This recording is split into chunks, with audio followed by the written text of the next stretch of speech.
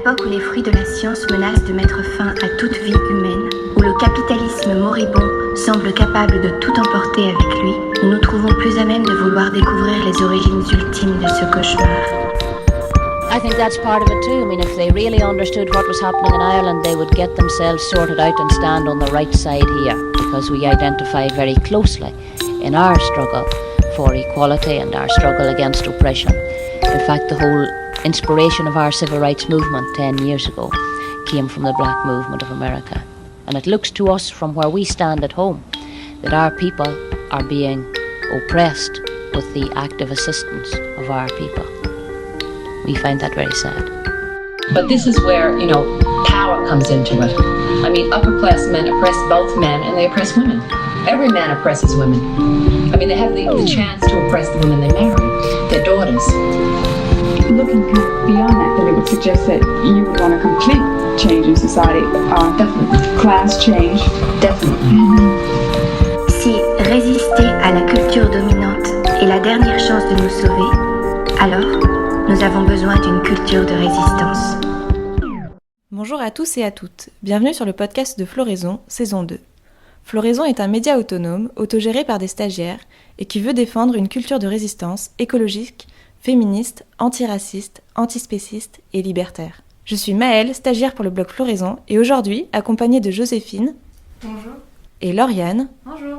Nous vous proposons une fiche de lecture autour des textes de Françoise de Beaune, présents dans le recueil publié aux éditions du Passager clandestin en 2019, avec une analyse de Caroline Goldblum. Le livre commence par une biographie écrite par Caroline Goldblum. Françoise de Beaune est une théoricienne et activiste incontournable de la seconde moitié du XXe siècle. Elle s'engage contre un progrès mortifère et écocidaire, ainsi que contre l'oppression des femmes. Fille d'une des rares femmes scientifiques présentes dans les chaires universitaires, elle est très jeune, sensibilisée à la difficile place des femmes dans la société publique. Son engagement commence avec la lecture de textes fondamentaux pour elle, comme la lecture du Deuxième sexe de Simone de Beauvoir, et est scandalisée par l'hostilité que le livre suscite. Elle en fera même un livre pour le défendre contre ses détracteurs et approfondir certains points.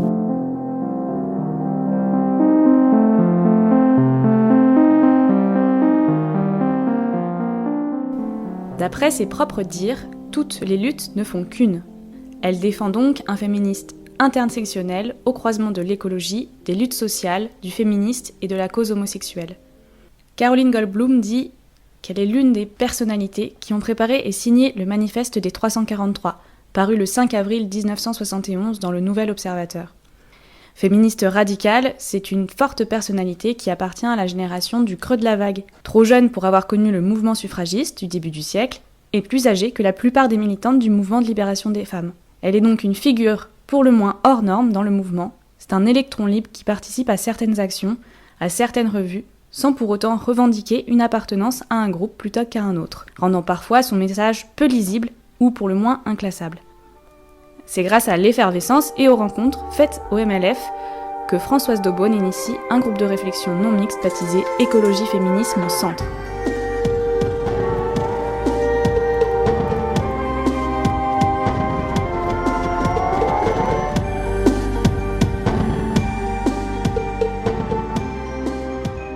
À la lecture des différents rapports scientifiques parus dans les années 70, qui alertent sur la dégradation de l'environnement, elle s'engage dans la dénonciation du système capitaliste et dans le développement de la pensée écoféministe. C'est en 1974 que son ouvrage « Le féminisme ou la mort », réédité d'ailleurs aux éditions du Passager clandestin au printemps 2020, dans lequel elle expose les premiers jalons de sa théorie écoféministe. Elle écrit « Dès lors que les hommes se sont emparés de la fécondité par la découverte du mécanisme de reproduction, et de la fertilité des sols par l'agriculture, les femmes et la terre ont été parallèlement exploitées. Elle propose alors de muter de société et contribue ainsi au mouvement décroissant, et notamment à travers le concept de décroissance démographique.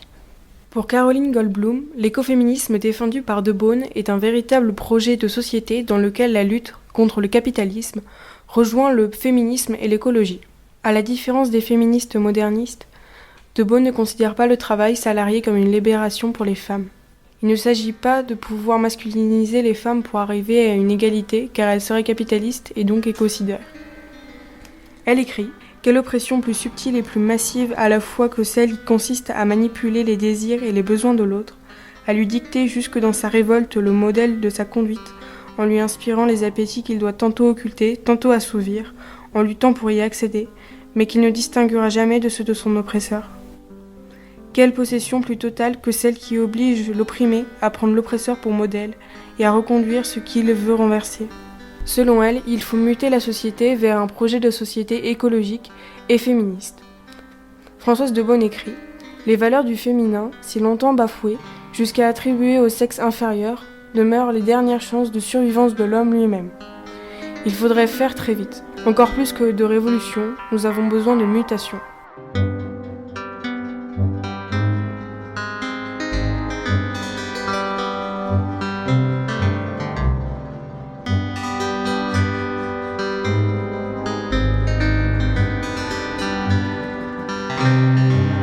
Sur le terrain, Françoise de Beaune fait le choix de la contre-violence, qui selon ses écrits serait le nom véritable de ce que l'on appelle aujourd'hui terrorisme, qui semble très indiqué comme retournement de l'arme de l'ennemi contre lui-même.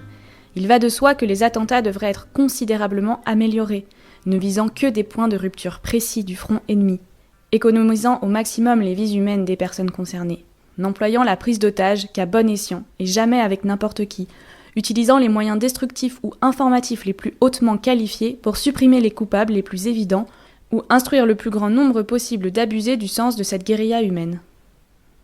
Voilà qui remplacerait de façon jouissive les grèves de la faim, les barricades et toute manifestation. Elle s'engage notamment dans les groupes tels que l'Action Directe ou Fraction Armée Rouge.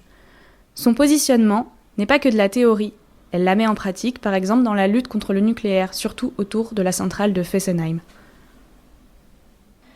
Nous allons passer maintenant à la lecture de plusieurs textes écrits par Françoise de Beaune. Le premier est présent dans le livre « Le féminisme ou la mort » paru en 1976. Or, il s'agit d'un bien plus vaste sujet, cette fois que de la libération de la femme et de la libération sexuelle. Il s'agit de l'avenir même de l'humanité, mieux, de sa chance d'avoir encore un avenir. Le prolongement de notre espèce est menacé aujourd'hui grâce à l'aboutissement des cultures patriarcales, par une folie et un crime. La folie, l'accroissement de la cadence démographique. Le crime, la destruction de l'environnement. Tous deux concernent la femme et passent par elle en tant que détentrice des sources de procréation. Extrait de Écologie et féminisme, paru en 1978. La seule solution à l'inflation démographique, c'est la libération totale des femmes, et partout à la fois, et non pas la manipulation antinataliste de celles qui appartiennent au camp défavorisé et y sont défavorisées entre toutes. Et que cette dernière proposition ne doive jamais faire perdre de vue que le but final est la réduction maximale du temps de travail, de même que l'égalité entre les salaires ne doivent jamais faire perdre de vue que le but final est l'abolition du salariat. Voilà l'apparent paradoxe que nous devrons expliciter en cours de route. À toutes celles et ceux qui préconisent le contrôle des naissances dans les pays dits du Sud, voilà ce que Françoise de Beaune écrit. Peut-on pousser plus loin le cynisme que de conseiller à ceux qui font vivre leurs maîtres et doivent quand même ramasser les miettes de leur table pour subsister, de restreindre le nombre pour que les miettes soient un peu plus grosses? Et l'on ose, dans de telles circonstances, préconiser dans un but d'apaisement le slogan « Surtout, pas de politique ». Petit extrait de l'appel à la grève de la procréation alors qu'elle s'impose à l'ONU avec le groupe Écologie féministe en 1974. Appel des femmes du mouvement écologie féministe révolutionnaire. Attendu que le plus grand péril qui menace aujourd'hui dans un avenir très proche notre planète et l'humanité présente ce double aspect. Surpopulation globale et destruction des ressources tant agricoles que minières. Attendu que le camp capitaliste, de monopole ou d'État, s'apprête à succomber à la pléthore et à l'asphyxie, et que l'autre qui végète dans la carence n'envisage pas d'autre route que celle qui a fait du premier ce moribond. Attendu que ces diverses observations révèlent une société malade et démentielle qui, même dans ses efforts révolutionnaires, change de système mais jamais le système, et ne remet jamais en question les structures culturelles profondes, morale du travail, appropriation, expansion, compétition meurtrière, le tout basé sur une immuable hiérarchie des sexes et division de leurs intérêts, fondant le schéma patriarcal universel et la cellule familiale. attendu que le monde du capital a dévoilé son hypocrisie en proclamant la campagne antinataliste au tiers-monde, tout en nous contestant, rognant, légalisant et manipulant notre droit le plus essentiel, à la procréation ou à son refus.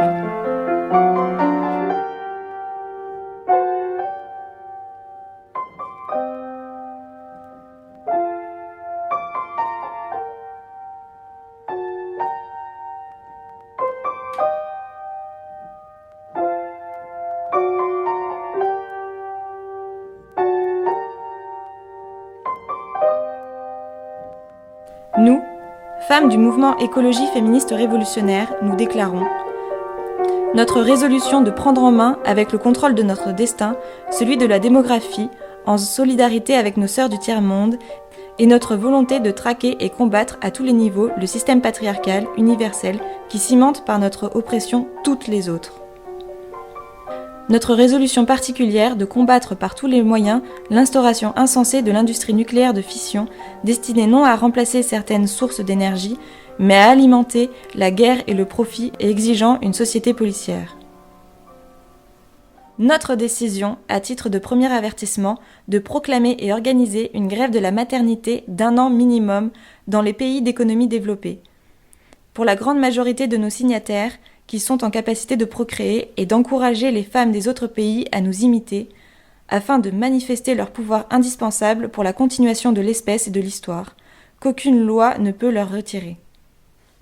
Nous exigeons l'arrêt du pillage des biens de la vie dont nous sommes les détentrices, le stoppage de l'inflation démographique qui recoupe si bien le mépris de notre condition, de notre volonté, de notre dignité, la limitation du travail, producteur d'inutilité et de pollution, le reboisement maximal effectué grâce aux masses de travail ainsi dégagées, la destruction ou l'arrêt des criminelles centrales nucléaires remplacées par les énergies douces qui décentraliseront les sources de production et donc le pouvoir, la fin définitive de toute industrie de guerre et surtout l'abolition totale et irréversible du sexisme et du patriarcat.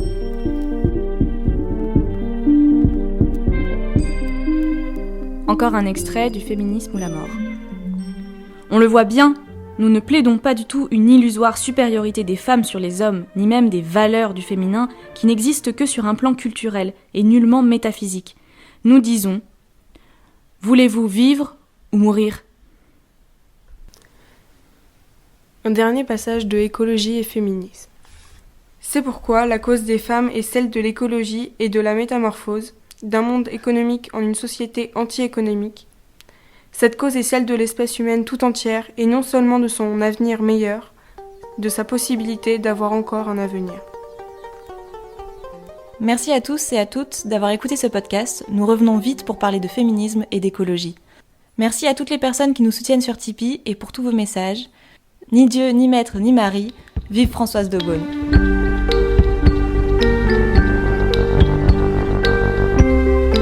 But when people fight, that is something. It does grab the attention, and it should, because it's real stuff.